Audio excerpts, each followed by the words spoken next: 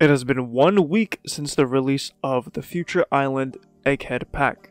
This DLC also came with some updates as well, a current gen upgrade, and a new grading system, S+. What this update doesn't provide, however, is what sours my taste for this DLC pack. But first off, let's discuss the positives. The characters are all amazing to play as. Each character can arguably be put into S tier, and most may not even bat an eye at the notion. I've given more in-depth analysis of the characters over my past couple of videos. If you want more about those characters, then I'd recommend checking them out because I'm going to keep it brief here. CP0 Rob Gucci down to the socks is absolutely incredible.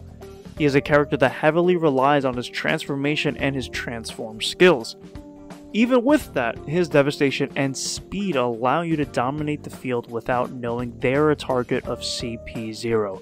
One Piece Pirate Warriors 4 has improved on the Sky archetype with the DLC characters, where Rob Lucci can still hit enemies with his aerial combos.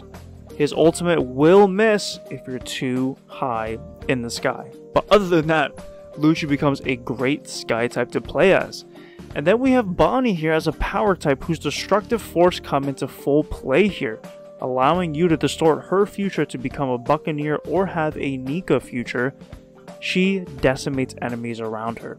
She even summons her dad Kuma to wipe away the enemies ahead of you. S Snake, a very controversial choice, is easily the best character in this DLC pack in my opinion.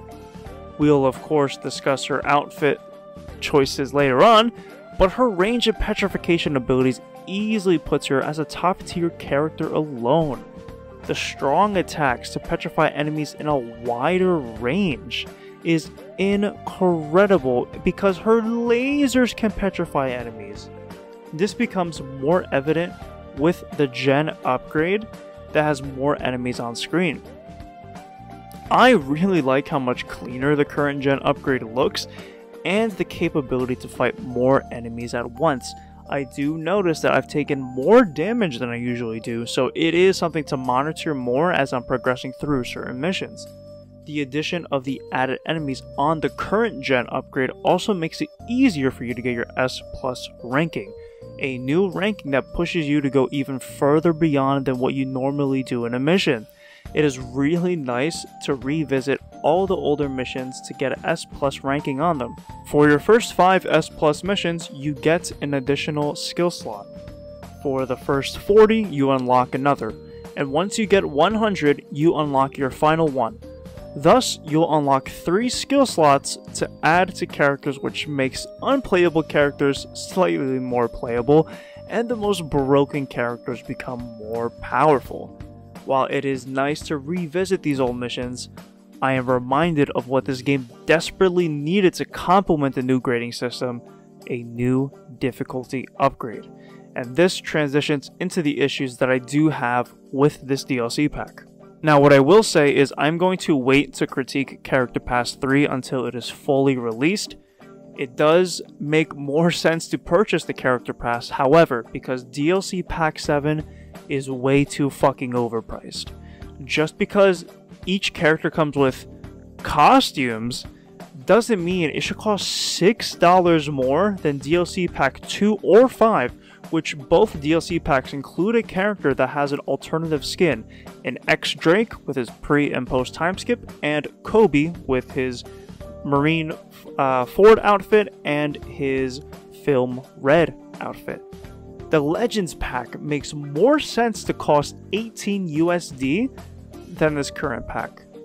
It is just not worth it to purchase the individual pack. You really are better off getting the character pass, which is ridiculous. Regarding the characters in this pack, the choices for them are quite questionable. Yes, CP0 Lucci should be here. Bonnie should be here. And then there's S Snake. Huh? You mean to tell me the other key character from the Egghead storyline, aka Kuma, isn't a playable character, but a fucking summon from Bonnie for her ultimate?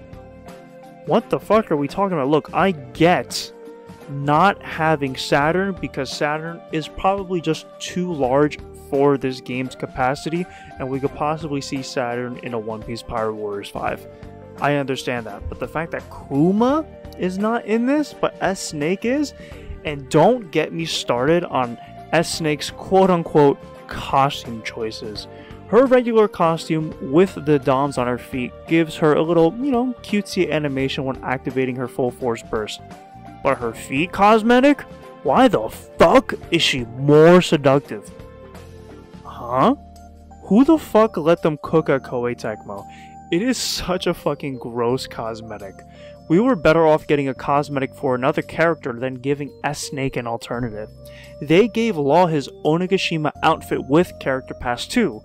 So, I don't know, why not give Rooftop Luffy his Egghead Arc outfit with the Character Pass instead of this freaky shit that we got? And look, DLC Pack 7's characters are top tier characters. No doubt. They are so much fun to play. But when you look at the weird choices being made by whoever, whether it's Koei or Bandai, it makes me question whether or not this DLC was shoehorned in for cash. And let's not forget the most important omission, the fact that Bonnie does not have her Gear 5 abilities at all. Now you might say, well, CJC, they don't want to spoil anything. Don't give me that, because this isn't the first time they've done that for anime onlys. Odin in DLC Pack 3 was showcased so early for anime fans that this is when we got the voice of Odin and the color scheme. In Gear 5's moveset, Luffy bites the ground and spits it out, a move done in the manga months before the conclusion to the Battle of Wano in the anime. And then even looking at another game, Bleach Rebirth of Souls, they released Endgame Ichigo as DLC before the final season of the 1000-Year Blood War is even out for the Bleach anime. So, please don't talk to me about anime onlys when there are so many times Bandai has done so. Even Koei for this game alone.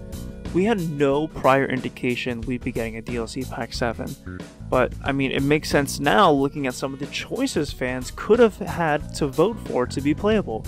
Kaku, S-Hawk, why the fuck were they options in the first place? And you mean to tell me they couldn't have created an additional map for this game for the current gen upgrade? I honestly think we could have been better off waiting for a new game at that point. I will preach the fact that, again, these characters are top tier, but the price point is just not worth it. What this new grading system needed was increased difficulty. I love the fact that there's an incentive to go back and play the old missions, but what it doesn't change is the fact that they're too fucking easy. There needs to be a new difficulty added for this game.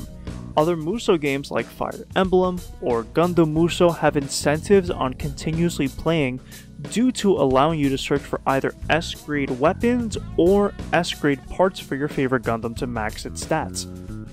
There's no real replay value in One Piece Pirate Warriors 4. S Plus is a great start, but there's no real challenge during these earlier missions. It becomes more of a chore at times to achieve S Plus than anything else. Additional skill slots are great, but there's really nothing else to incentivize players to come back and achieve S+. No new costumes to be unlocked, no new skills, no new growth maps, although I don't really think we need another one. No new anything to allow players to come back and play again.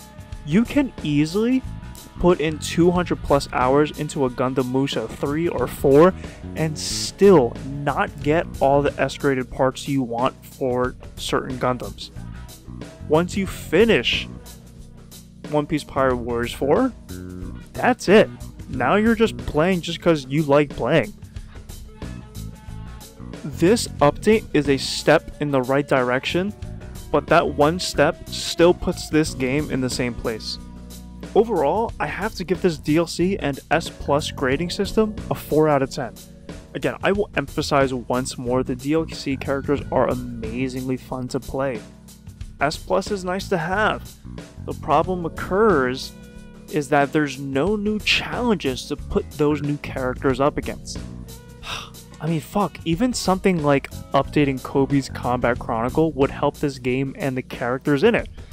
I mean, instead of allowing players to start all the way back in the beginning, allow them to start back at level 51 with low health, but a choice to choose different characters. Just doesn't make sense, but hey, at least Shanks' Divine Departure is pretty cool.